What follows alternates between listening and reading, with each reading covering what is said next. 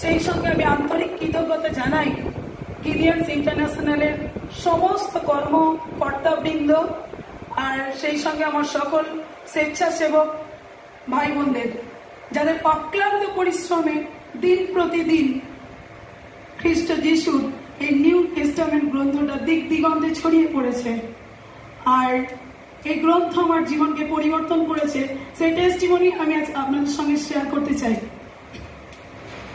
নাম নিবেদিতা মুখার্জি, বাড়ি ওয়েস্ট বেঙ্গলের বর্ধমান জেলায় জোগ্রামে। তো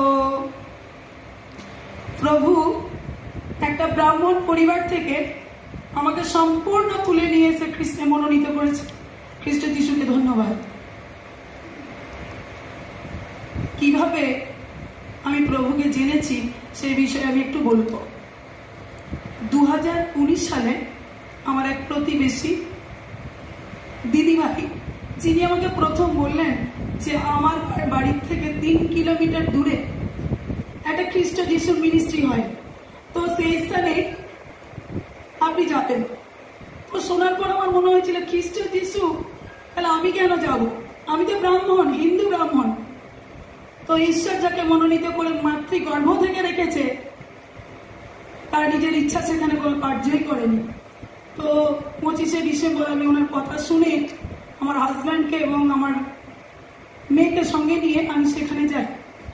সেখানে গিয়ে দেখি ওই স্থানের কিছু ভাই বোন যারা ঈশ্বরের আরাধনা উপাসনা করছে এবং তাদের কারুর কাছে এই নিউ টেস্টামেন্ট গ্রন্থটা রয়েছে। আমি কিন্তু এই গ্রন্থের কিছুই বুঝিনি সেদিন, আর এটাও বুঝিনি যে প্রভু তিনি আমাদের সেদিন রব দিয়েছিলেন পবিত্র আত্মা দিয়ে, আমি বুঝতে পারিনি। তো সেই মুহূর্তে আমার খুব ইচ্ছা হলো এরা কি পড়ছে একটু দেখি তো।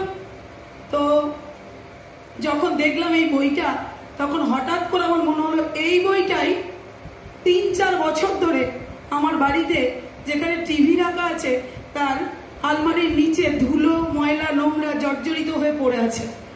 তো আমি একবার ওই বইটা কি এইটা বাড়ি গিয়ে একবার দেখব। তো অধিক কিউরিসিটির সঙ্গে আমি বাড়ি এসেছিলাম এবং সেদিন ওই প্রভুর উপাসনা আরাধনা আমার এত ভালো লেগেছিল আর এই গ্রন্থটা আমাকে এত টেনেছিল, আমি এসেই সেই বইটাকে প্রথম কিউরিসিটির সঙ্গে খুলে দেখি।